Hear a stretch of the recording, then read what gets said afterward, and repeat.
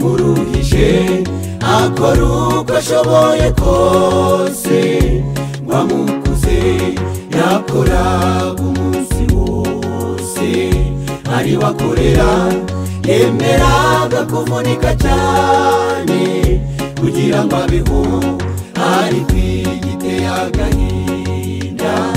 uwo mwana akuze yirengagije ibyo mama wiwe yamukoreraga afite nimba barababaye cyane iyo babonye twabaye ibirara tukanywa itabi inzoga n'ubusambanyi arahangayitse kubera twe afite nimba barababaye cyane iyo babonye twabaye ibirara tukanywa itabi inzoga n'ubusambanyi arahangayitse kubera twe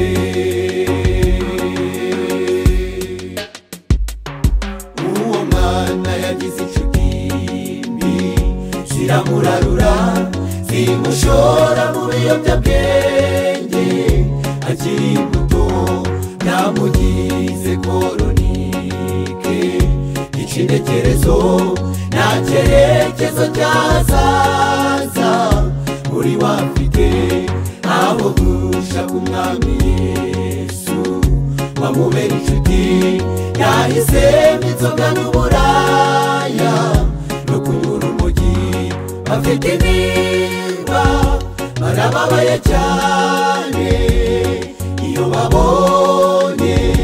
twabaye ibirara tukanywa itabi inzoga n'ubusambanyi arahangayitse kubera twe bafite nimba barababaye cyane iyo babonye twabaye ibirara tukanywa itabi inzoga n'ubusambanyi arahangayitse kubera twe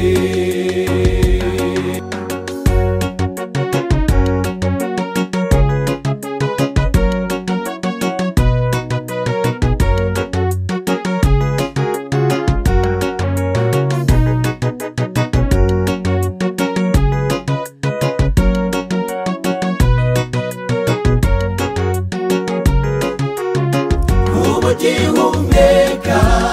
nuko Yesu akigukunda nawe ubundi umwanzi we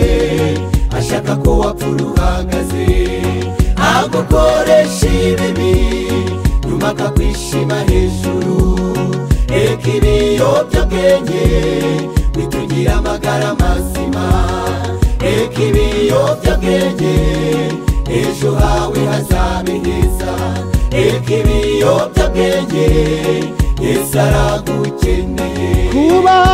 ugihumeka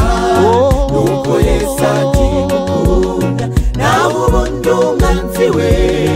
ashaka ko wapfa uhagaze agukoresha ibibi nyuma akakwishima hejuru reka ibiyobyabwenge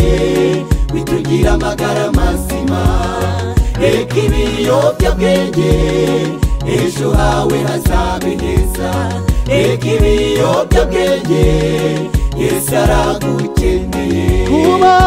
ugihumeka nuko Yesu akigukunda nawe ubundi umwanzi we ashaka ko wapfa uhagaze agukoresha ibibi nyuma akakwishima hejuru reka ibiyobyabwenge bitugira amagara mazima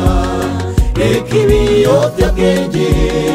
ejo hawe hazabe heza reka ibiyobyabwenge Yesu aragukeneye